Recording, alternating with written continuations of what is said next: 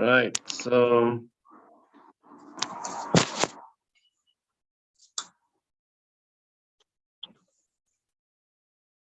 let's good evening, everyone, from wherever you are joining us from.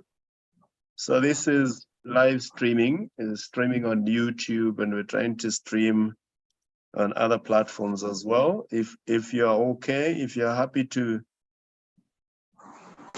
go live, that's what's going to happen.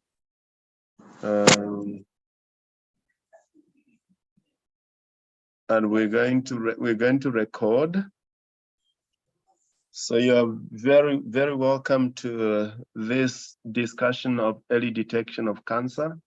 And we have Kindele Opayemi, who is going to share with us his own experiences, and he's going to share with us why it is important for us to have early detection in cancer.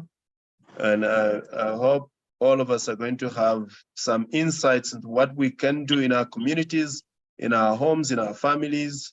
It is so important for us to have these conversations around cancer, because for some people, as we noticed from last week's webinar, they find this conversation quite threatening and they rather not join in, which is quite a pity, because we've seen a trend in Africa where people show up at the clinic when it's too late, and the process of detection takes a long time before somebody begins to get on the treatment. So we're going to let Kindele share with us for a few minutes, 20 minutes, and if you have a question or you want to engage Kindele or ourselves as we have this conversation, you're welcome to do so. So this conversation is primarily focused on Africa, and in particular in Zambia. I just want to mention here that there's so much happening in Zambia. There's a lot of talk at the moment around expanding cancer treatment and care to more than just one center. Currently, there's only one center in Zambia that offers a specialist treatment of cancer diseases. So there's a lot of movement, there's progress, but there's a lot of slow uptake of cancer diagnosis, cancer screening in the country. So we're hoping that through these conversations, that can change. We can begin to have these conversations at household levels, in our friend groups, in our workspaces, so that we can work at early treatment. There's a lot said about early detection and early treatment. So we hope that this conversation can spread to other people, make it easier, make it accessible, so that we can help one person, one patient, one family at a time. Thank you, Akindele. Okay, I guess I have the floor now. Yes. Right. So perhaps you can tell us where you are, where you work, and what brings you to this particular work, why you're so interested in this work. So we'll let you introduce yourself so that I don't have to be the one introducing you. Okay. Oh, we've lost Akindele.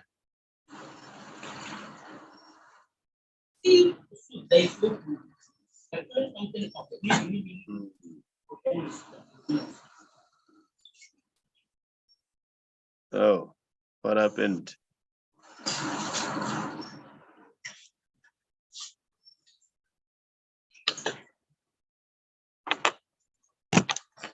Sorry, we've lost the presenter here. We've lost the speaker, so we just give him a few minutes.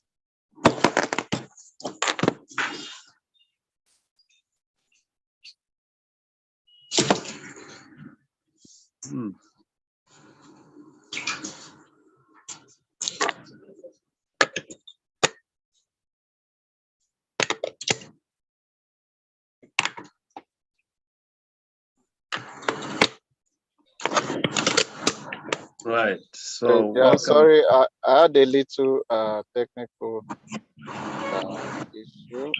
So I've fixed that now. Right.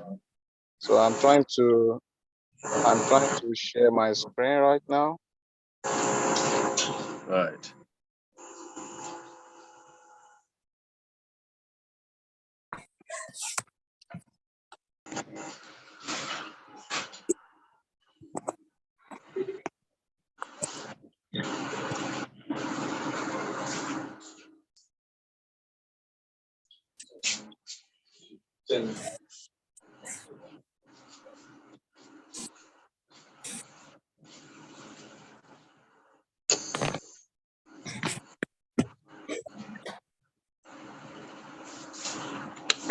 Okay, if you can see my screen, please let me know.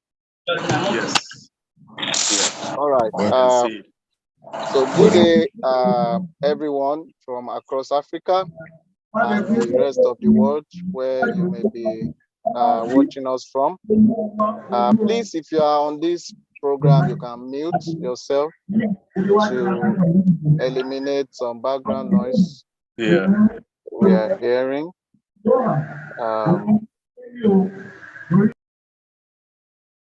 Okay, thank you very much. Okay, so today I'm asked to speak on prevention and early diagnosis of cancer in Zambia. My name is Akindele Okweyemi. I work as a faculty at the Global Masters Institute, which is a global institution dedicated to mastery of skills and innovation. And we are a e-learning provider. I have my background across 3 professions: pharmacy, public health, and advertising practice. I'm an entrepreneur in healthcare. I'm the author of Clinical Intelligence. I'm a public speaker and trainer. Apart from that, I'm a Macmillan trained cancer care educator, which also gives me, of course, a credibility to speak about cancer apart from my clinical background.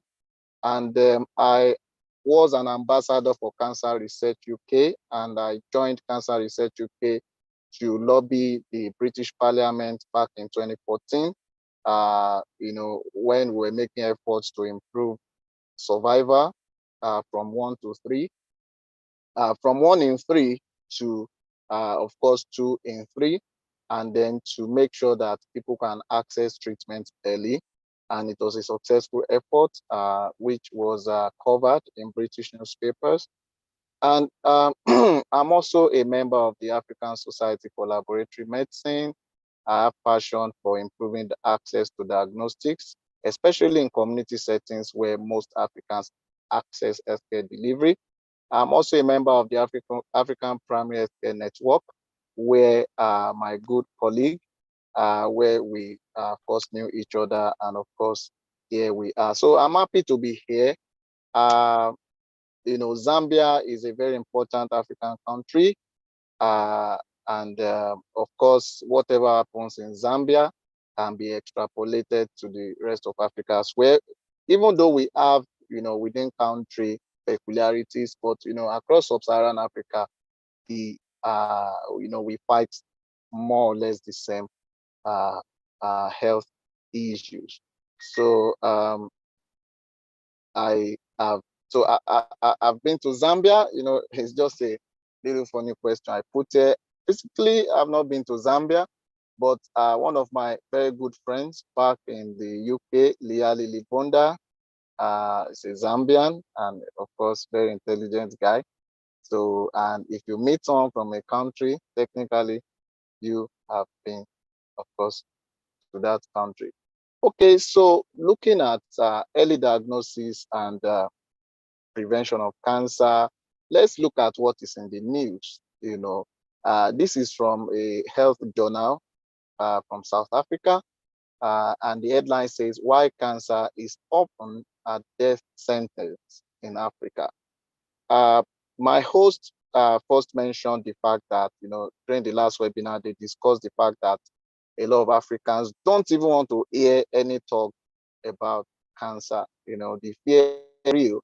I mean, when you are used to people not surviving it, of course, fear is the natural thing to have. And that is why this headline has to be casted in this way, why cancer is often a death sentence in Africa.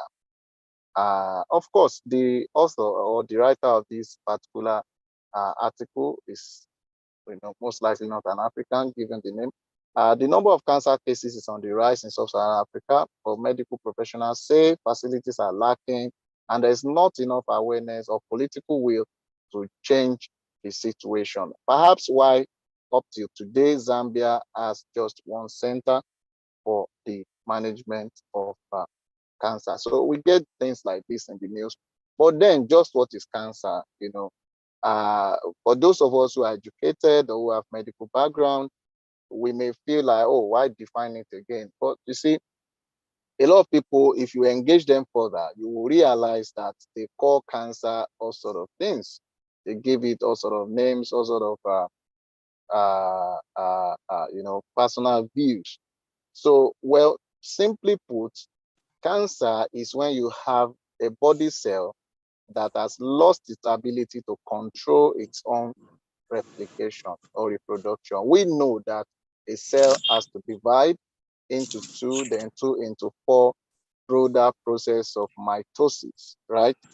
And of course, that is how we grow as humans. That is why a part of the flesh, gets peeled off when you are injured, and then another one grows in its place and covers the wound. Yeah, but sometimes the control of replication is lost at the genetic level, and the cell continues to multiply, and in outrageous proportions, and that is where we have cancer, right?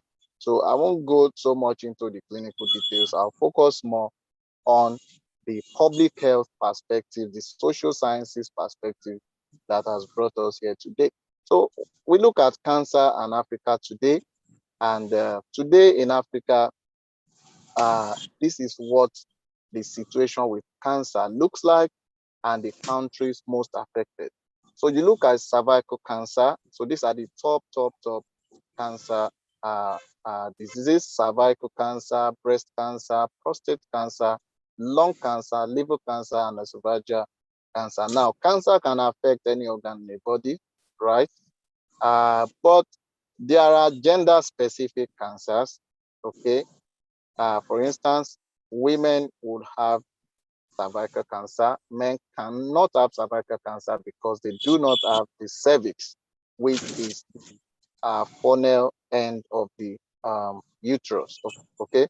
Also, women cannot have prostate cancer because they do not have the prostate gland.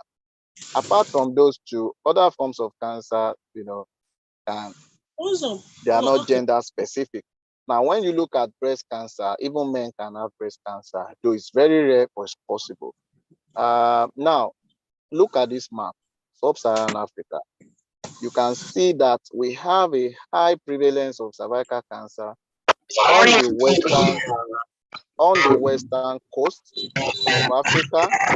I think I'm seeing parts of Mali, Burkina Faso. Then you can see another trend around Madagascar and the southern and central Africa, right? For breast cancer, you can see around the Horn of Africa. You see Nigeria there, Chad and Niger, Cameroon, and all of that. Then you see prostate cancer in parts of, I think, Gabon or Equatorial Guinea and all of that. So cancer is becoming a problem in Africa. 30 years ago, even 20 years ago, we used to believe that cancer is a problem of, the Europeans, the wealthy class. But now it is overtaking infectious diseases in terms of the burden. And that is the situation we have in Africa today. Now, if we zoom in on women, and of course, there's a reason for that in terms of incidence, mortality, prevalence. Okay. Now, look at the highest number of issues that we have. Right. You see breast cancer in terms of the incidence. You can see that it is the biggest issue among women, right? Breast cancer followed by cervical cancer, Now, in terms of the mortality, you see that more women, cervical cancer takes the majority share. And in terms of prevalence in 5 years, you can see breast cancer, of course, more or less like the pie chart that we had before. So 772,000 new cases, and then 515,000 deaths, 1.3 million persons affected. I mean, this is a huge, huge, huge issue. So let's come down to Zambia. We have looked at Africa, sub-Saharan Africa, and in Zambia, over 80% of mortality from non-communicable diseases is caused by four main diseases.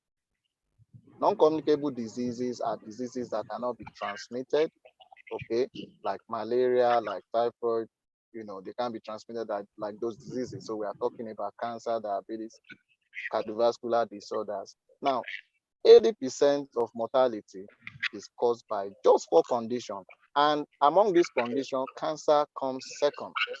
Comes second to, myocardial infarction, hypertension, and all of that. COPD is chronic obstructive pulmonary disease, which is the complication of asthma that is not well managed. This data is from the National Cancer Control Strategic Plan of Zambia. So, it is authoritative. So that tells us that cancer is an important disease to be controlled in the country. Now, what are the approaches to reduce burden of cancer?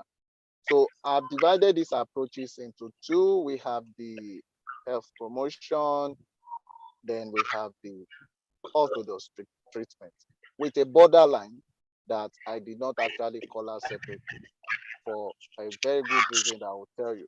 Now, when we look at health promotion, we have lifestyle modification, we have primary prevention, like vaccination. I'll be talking about Rwanda much later, and then probably I might still refer to this chart. Okay, then we have screening and early diagnosis, then appropriate follow-up, treatment and provision of palliative care. So that is under orthodox treatment. Now, if you look at these two slides, you have early diagnosis under health promotion, and you still have it under orthodox treatment. You know why? When health promotion is effective, of course, screening will be promoted, lifestyle modification will be promoted, and in particular, screening will lead to early diagnosis, right? And when we come to orthodox treatment as well, early diagnosis can improve the chances of survival. 30% of cancer is preventable, and the remaining 70% that are not preventable, that is, even if you are not smoking, of course, smoking is the greatest single risk factor associated with cancer. So even if you are not smoking, you can still have cancer. And that is where we have to also educate Africans as well. And, Zambians in particular, since Zambia is in focus. Now, people tend to moralize about diseases. I don't have two wives, I don't smoke, I don't drink. That does not mean that you are not also likely to have cancer. But with early diagnosis, we can help more lives. Now, let's look at health promotion, the points under health promotion, which is of course, the most relevant aspect of cancer prevention that we should be focusing on right now. I think I have a few minutes left. I would have to cover this at a faster pace. Okay, so now under health promotion, we have lifestyle modification, we have primary prevention, screening, and early diagnosis. Now, I have a question for you. Which of the following can best implement the above strategies? So these are strategies. Oh, let's modify lifestyle.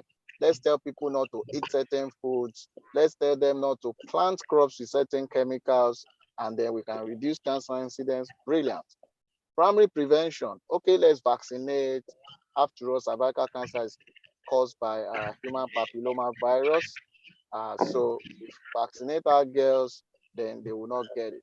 Fine. I was on radio on Monday on Jams FM in Ibadan, Nigeria, and I was asked to talk and enlighten the largest indigenous city in Africa on cervical cancer. So I was talking about vaccination as well. So screening, fine. Screening people in mass, screening people in hospitals, in pharmacies, and all of that is good. Now, so of all these strategies I've mentioned, which of the following can best implement the strategies? A, national hospital. B, teaching hospitals. C, primary care centers / community-based healthcare settings. Which of these three do you think is best fit to execute the health promotion strategy? Anybody?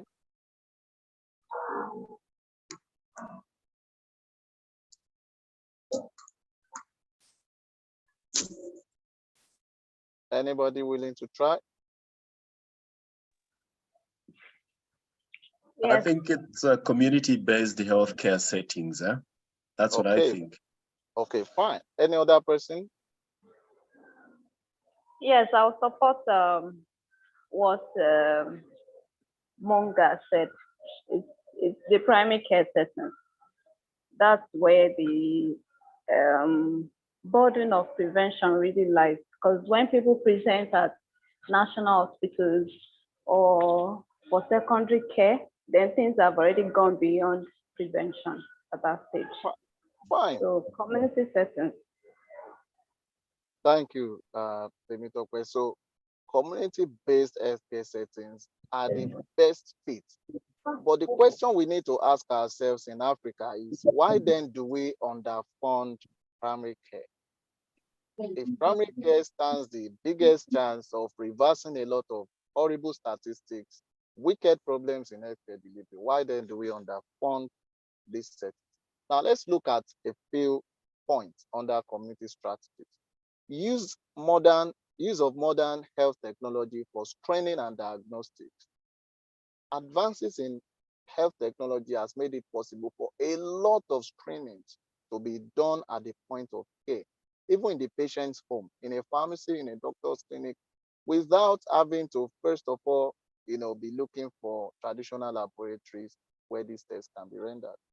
The truth is, if we do not move care into the community, if we do not move diagnostics into the community, we are going to lose big time. Because a typical African will not wake up one day and head to the laboratory to be tested or go to the national hospital or general hospital for a test. But they are more likely to walk into a supermarket, to walk into a pharmacy, or probably a primary care center in their neighborhood. So we have to be able to leverage health technology for screening and diagnostics. And this is what I canvass for, I train people for all the time, train physicians for, give them access to prostate surface antigen kits, to hepatitis B diagnostic kits, hepatitis C kits. A lot of these things can be done. Access to testing has been shown to improve behavioral change and awareness. The truth is, when a person, let's say for instance, goes to a pharmacy or goes to a nearby health center or engages a nurse, and that nurse has access to these diagnostics too, the nurse is more likely to offer them the testing. And when they test negative, because most of the time people are just fine, but at least the message will have been passed that, look, avoid reckless sexual intercourse, protect yourself so that you don't acquire human papilloma virus, which could lead to cervical cancer. The message would have been passed early at that point because the provider has access to the right technology. We can also look at investing in mass vaccination of girls. There should be that political will to save the future. The girl child survivor means that we'll have more women in the future, more women that are healthy, more women that are enterprising, and that will give us better Africa. According to Gavi, that is Global Alliance for Vaccination and all of that, Sub-Saharan Africa has some of the highest deaths due to cervical cancer in the world, especially in countries like Malawi, Zambia, and Zimbabwe. Yet, uptake has been slow. As of 2019, just a quarter of its 54 countries had national HPV vaccination program. So we can't wait for the West to bankroll this. every country has to do something in Africa to save the future. So those are cancers that can be prevented by vaccination. We should roll out massive vaccination. At a conference where we are talking about expanding access to hepatitis B vaccination, hepatitis B can also lead to cancer of the liver. So these are important things that we need to do as community strategy. And I have to spotlight, what Rwanda has done. In fact, despite some worthless criticism from some quarters in the West back in 2011, when the Minister of Health of Rwanda, brilliant guy, of course, backed by President Kagame, they rolled out this program and vaccinated, I think, over 80% of the girls. That is how to save the future. In fact, the vaccination uptake on HPV in Rwanda beats most of the Western nations at that time. Unfortunately, Rwanda was the lone ranger at that time. Other African countries did not have that political will. They didn't prioritize it. And today, cervical cancer is a big, big problem even here in Nigeria. So Rwanda holds the torch for Africa in this area. And I believe is Rwanda an East African country, South African country? I think Rwanda It's kind of Central East African country. Okay, East Central or something like that. Yeah, but much closer to the south than to the west, at least. And so, it's a country that much can be learned from. Okay, so we can vaccinate the Rwanda way and then control at least the 30% within our control. And evidence has shown that vaccination actually worked. Because, you could argue, oh, well, they did the vaccination back in 2011. They started the Catch Them Young program. But is it working, right? There's a research in the Lancet Global Health by Felix Sainzoga and others that shows that because of that vaccination, the variant of HPV that causes cancer has been reduced in circulation in Rwanda. Community strategies should also include, churches, residential and religious associations, mosques and all of that, because a lot of people, when they have early symptoms or signs rather of cancer, they go to church, they start praying. We even have a patient like that in Nigeria, where the family encouraged him, despite having prostate cancer, they discouraged him from taking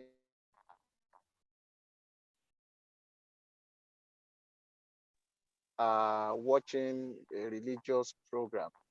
So, but if we can educate religious leaders as well, then we can, have early diagnosis and prevention.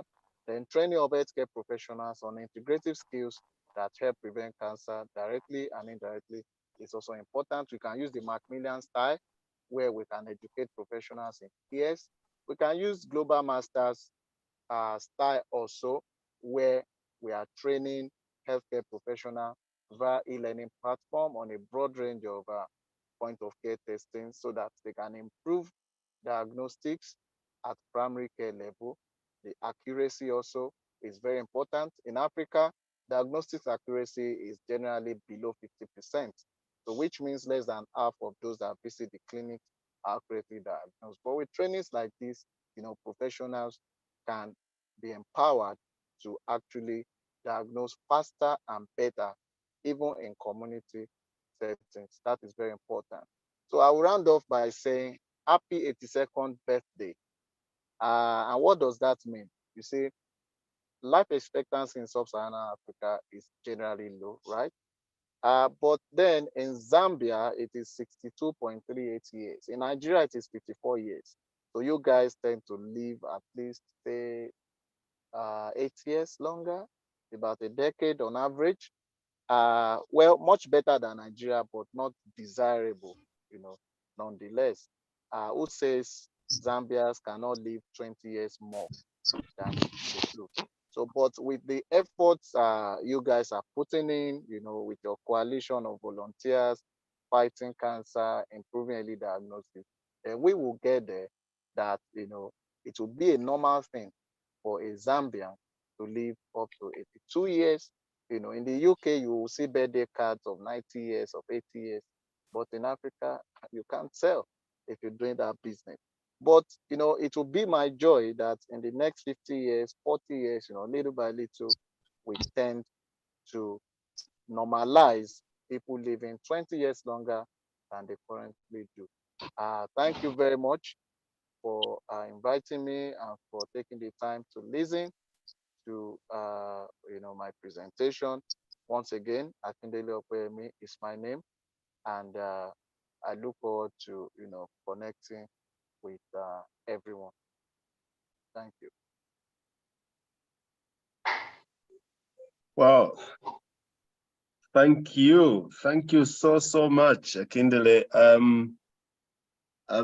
I don't even have words to say, for that presentation and inviting us to think and rethink prevention and giving us a taste of what is happening around the continent, the good, the bad, and the ugly.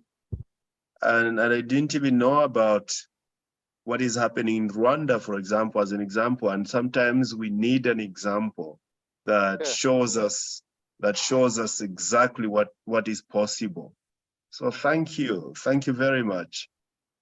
And perhaps at this time, if you have any questions, if you have any comments to make, I'll be coming back to you, Akindele, and Global Masters, regarding potential collaborations in terms of leveraging technology in terms of primary healthcare, and also specifically on we are a very low budget. We're a very low budget country, like most low to medium income countries in Africa, leaving the work of prevention, the work of early treatment to it's like on the margins. And I think because of those statistics around mortality, the mortality rates about people who live and people with cancer, it's frightening for a lot of people, and that's one of the reasons people don't want to have these conversations. And we don't even want to have these conversations, particularly among, in a few weeks' time, we shall be speaking specifically about cancer in men. That's even another conversation altogether. Right? Men are not even having these conversations significantly. But to see the impact of cancer in Africa on women on a regular basis is quite disheartening. We already had a problem, especially in sub-Saharan Africa, of HIV, as you indicated, and now compounding that with cancer, and cancer being on the rise.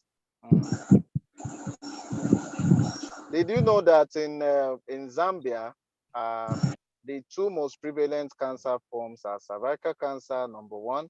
Number two is Kaposi sarcoma.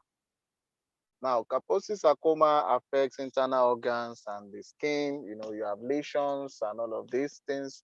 Now, but in Nigeria, Kaposi sarcoma is very rare, unlike in Zambia. You know why? HIV and immunocompromise increases the chances of having Kaposi sarcoma as a form of cancer. So, and HIV is more prevalent in Zambia than in Nigeria. So you can see these differences between countries. But that being said, when we are looking at strategies for prevention of cancer in Zambia, we have to look at the infectious diseases. So you can see the correlation. And that is why I was saying that the healthcare professional, let me just go back to this slide quickly, needs to be trained. Let me see. Yeah, needs to be trained on integrative skills so that, because to prevent cancer, we can't solely focus on cancer. There are drivers of this cancer, right? So where we have to focus on the, STDs and improving point of care testing for STD, so that at that level we can pass across the behavioral, information that I want to pass across that will now further prevent cancer, like cervical cancer, or at that point, we raise awareness about health-seeking habits. So if I offer you testing for hepatitis B, I've passed something to your mind that when you have the earliest sign for anything, you can always come and test.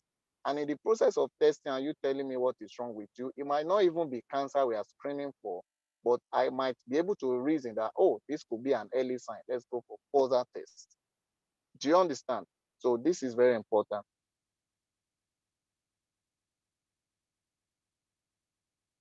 Yeah, and that's the big challenge, because in a country where and a continent, right across the continent, where more than 60% of the national populations on average in Africa live in rural areas, far from the urban areas where the concentration of health institutions and health facilities exist. Well, that's another conversation, but the disparity between rural and rural primary health care and urban primary health care is almost something. The disparities are incredibly present. Yeah, and we have a problem. We have a problem of healthcare workers, like other people can make an argument for other workers as well, like teachers, who don't want to work in rural areas. So that's also another problem. But there's a problem of staffing. There's a problem of the staff being trained and having the facilities themselves to educate the communities and the populations. And yeah, I'm curious as to what you would point out to as possible solutions for a country that is 60% rural. Yeah, for a country that is 60% rural, it's not much different from Nigeria. Nigeria is about 50.1% rural, and of course, the urban areas are growing faster. Now, you see, the same solution deployed in India as well, and that's why we are talking about what advances in technology can make us do now that we were not able to do before.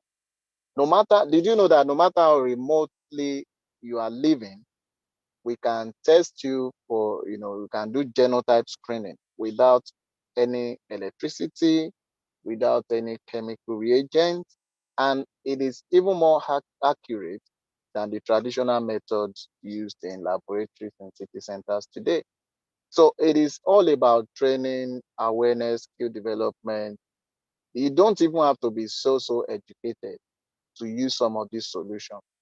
But the point is how many people are aware. Even among the doctors, awareness about point of care testing technology is less than, a research shows it's less than 50%. We carried out our own survey. We found out that it's less than 35%, and we are still talking about the same thing. So these days, technology is fast shrinking that gap between urban and rural. Wherever information can get to, we can train anybody, even if it is the village head, even if it is the religious head, even, everybody has something to pick. So, and, these are the issues. So what we need to do is to stop, pouring over, oh, our healthcare professionals are moving to Europe and America, they are going to the Middle East and all of that. What can we do with the ones that are available? How can we multiply their efficiency? How can we improve their effectiveness and amplify it with the right technology? Right should be underlined, not fancy technology, not just hyping some kind of telemedicine that, I was telling someone, I said, can you test a patient and take blood sample via a video call? I said, it's not possible, but with the right technology that can be delivered even through a bicycle and will not need power supply and will do the job, that is fine.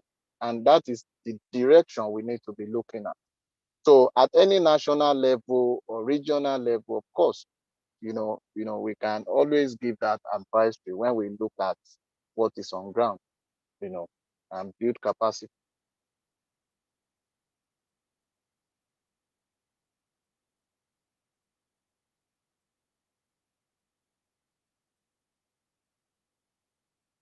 And what do you think is the role of local leadership when it comes to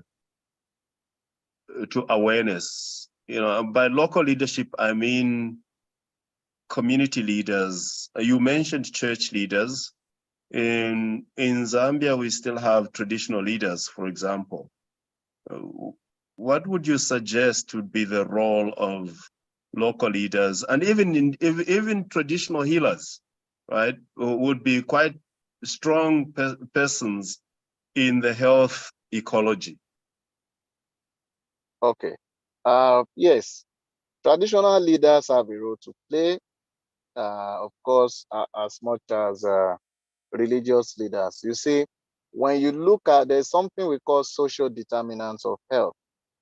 It's a very strong theoretical framework in public health where we are looking at, okay, not just the biological determinants like your genetic makeup, like the treatment you're getting, but also your society, what you eat, where you walk, how you walk, your level of education, your religion, all these things influence health. And that is where traditional rulers at that level, at the level of the society, that's where they come in.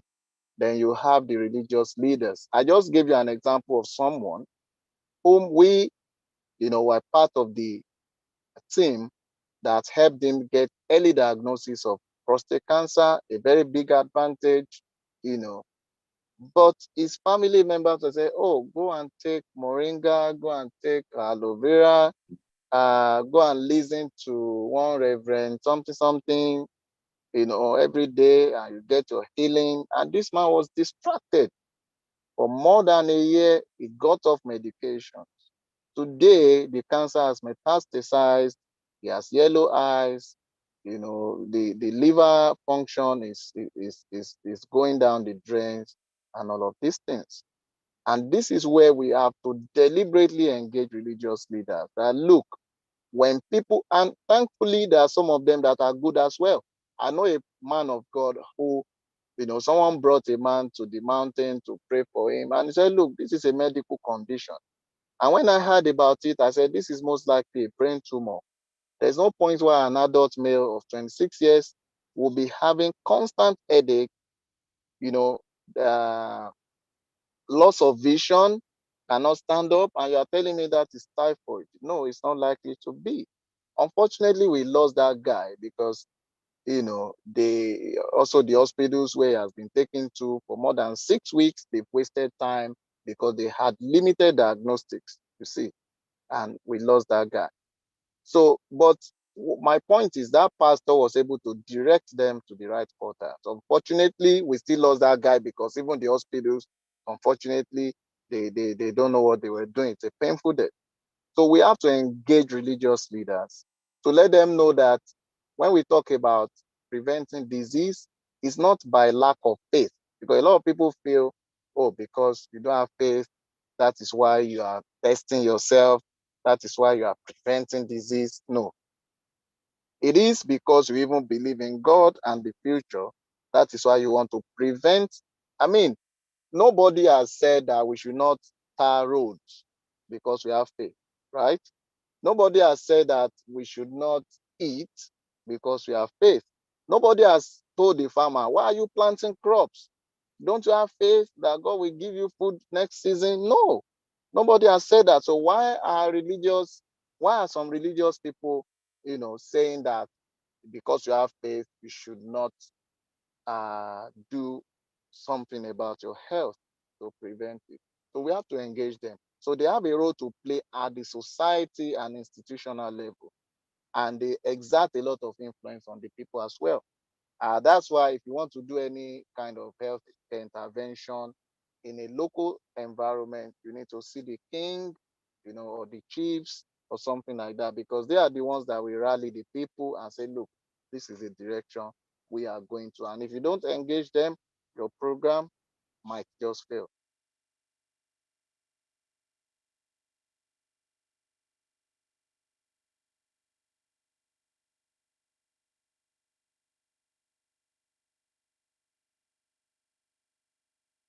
I think you are muted. I can't hear you.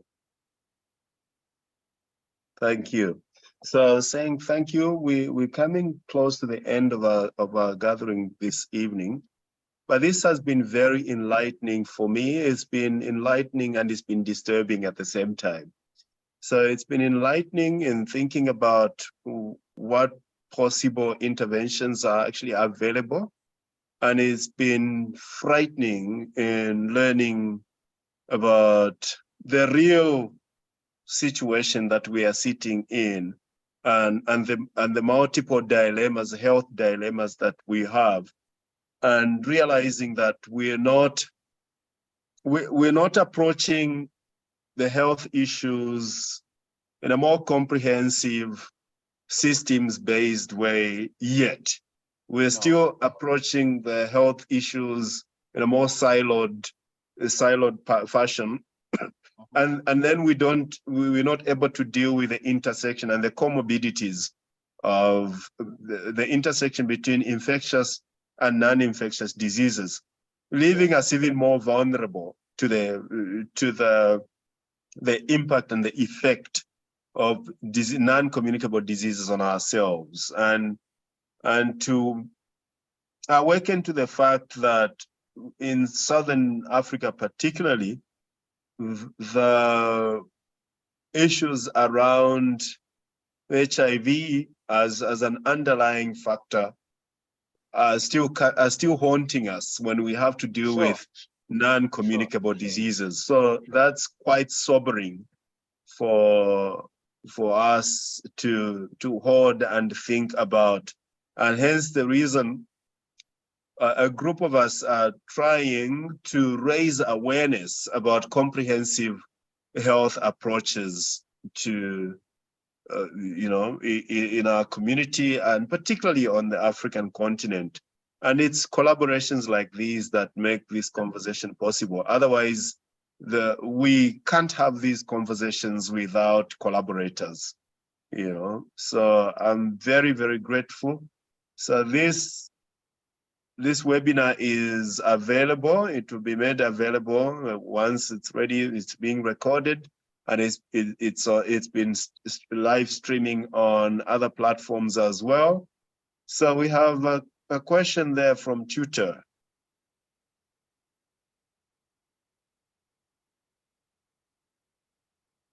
Go ahead, Tutor. Yes, good evening, everyone here.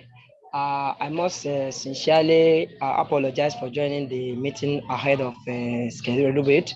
It was due to my own time schedule as well. In fact, this kind of event is one of what is highly needed and appreciated at this given time, where the global rate is shifting a paradigm towards curative to preventive. The little part I have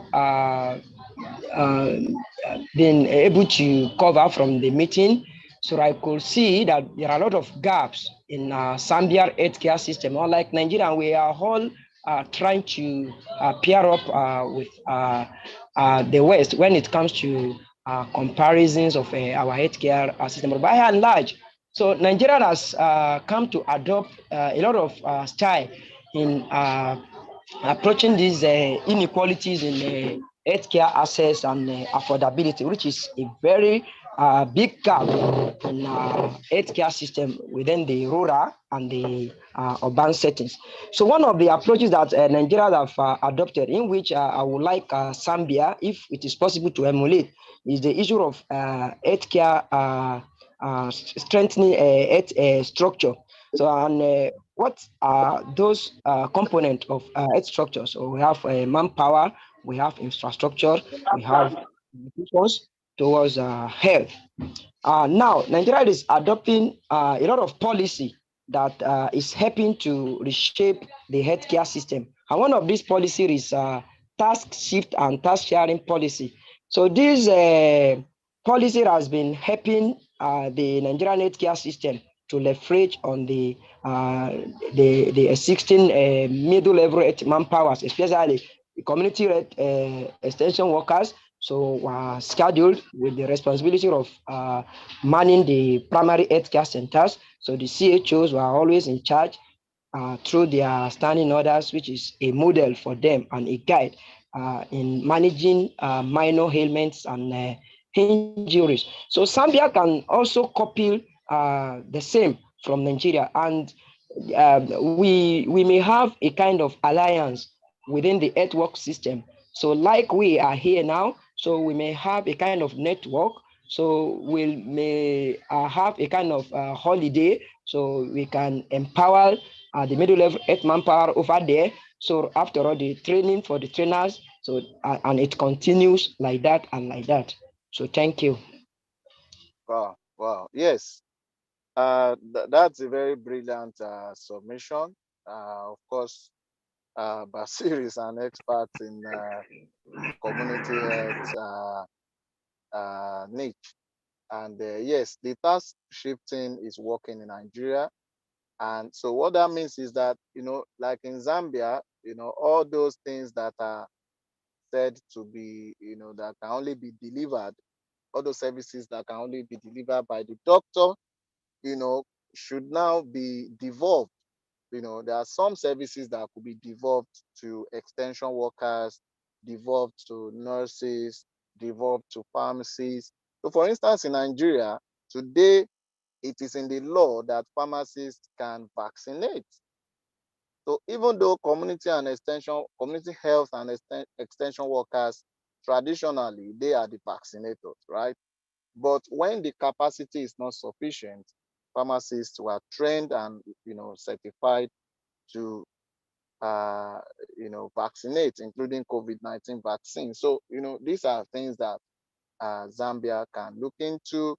And of course, even when it comes to point of care testing, it cannot only be the exclusive preserve of the traditional laboratories. To improve that access, community-based settings would also have to be able to offer, some form of diagnostics, especially the most relevant ones to primary care, so that the turnaround time can be reduced and then more accurate diagnosis can be made.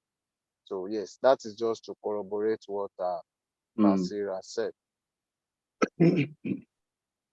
Yeah.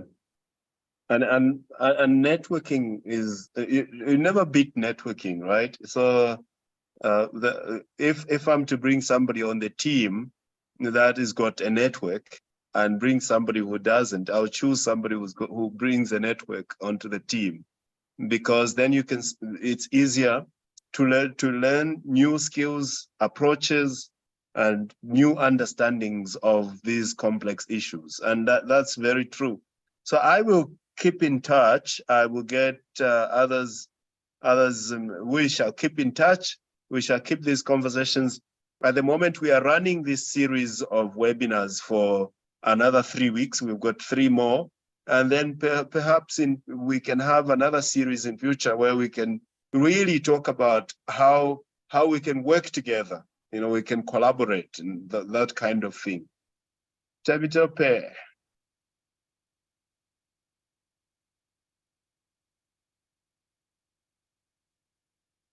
You've got your hand up.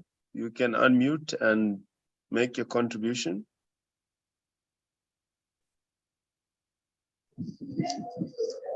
Okay, thank you,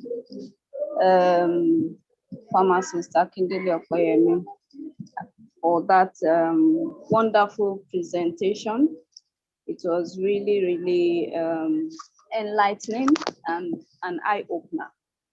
But should I say this is a question? Actually, I've got some ideas, but I would also put it out as a question to Akindele. So what role do you think, because we've been talking more from the aspect of healthcare providers, what we can do differently, how we should bridge the knowledge gap, how we should acquire more skills, how we should be open to technology and use this technology also to help patients in terms of training and things like that. where do you see the patient coming in? Because I was trained as a health promoter, and that actually makes me think. Sorry, sir, someone is coughing. So I was trained as an health promoter, and that makes me see healthcare or dealing with patients more in terms of collaboration, working with the patient or working with the people in the community. And when we want to design a program or we want to intervene, we want to do some intervention, we want to design any screening program or anything like that, what role should community leaders play? Farmer Kindele, what role do you think we can get them to play? You mentioned earlier that you volunteered for cancer research UK, like the religious leaders, have them hone the programs and communicate to people. Will that make a positive difference in your view? Okay, thank you very much, Temitope. You know, in my presentation, I mentioned that when I talked about normalizing awareness in residential and religious association, right? Now, I like to use the socio-ecological, model a lot to theorize these public health interventions, especially disease-specific interventions. Now, we have the health behavior can be influenced at the intrapersonal level within the patient or the population, the individuals, himself or herself. Then at the level of the interpersonal, then at the level of the institution, then at the level of the society, then at the level of the public policy. So religious and community leaders come in at the level of the society.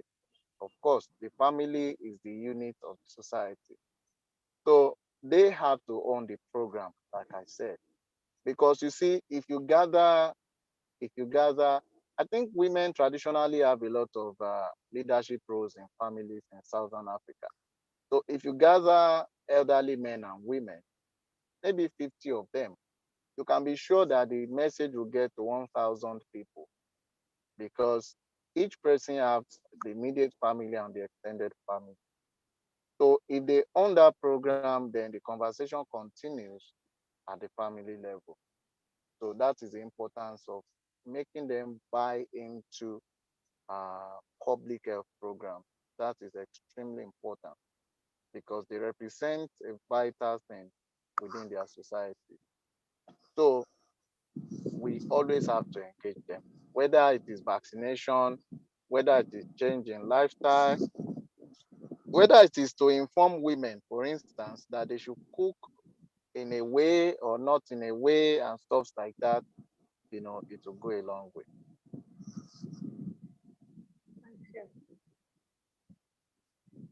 And I think alongside that, patient engagement is critical in terms of spreading the word. And perhaps, I don't know. Yeah, it's a very difficult situation, but I find that with HIV particularly, there was a turnaround in behavior and a turnaround in help-seeking behaviors once the patients themselves, once the people with HIV started speaking about what was possible, what other people could do. Once the stories became personal and people began to realize that it's people they knew that had the virus.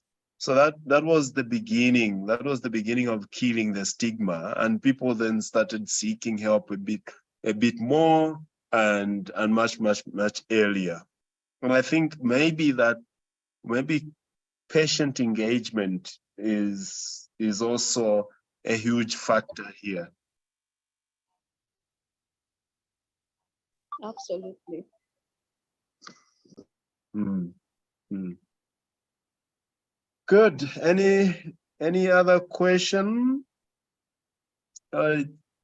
As we come to the close, is there any question? I've just thoroughly enjoyed this conversation. I've enjoyed all the contributions. I've learned a lot. I've got a lot to think about. My notebook is full of ideas now. So I'll have to take some of these ideas and move them in a particular direction.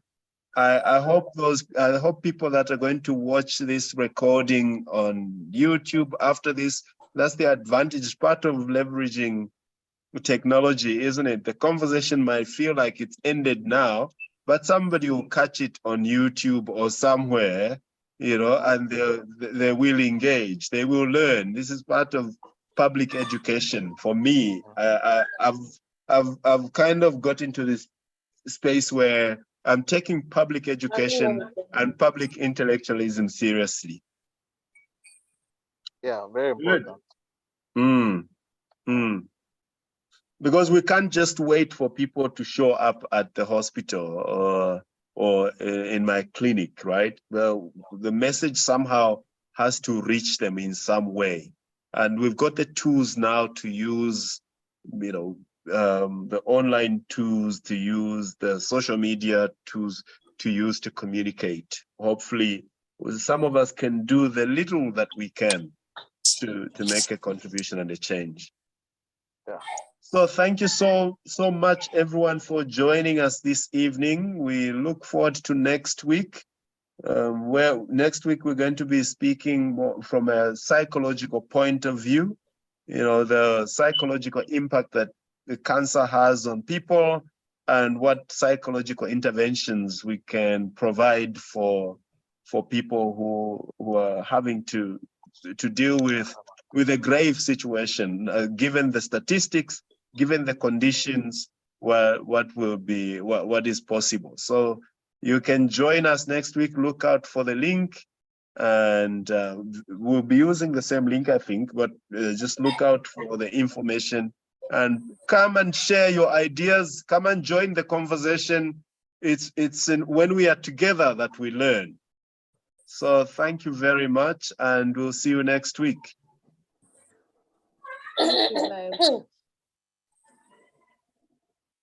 Bye-bye. Bye.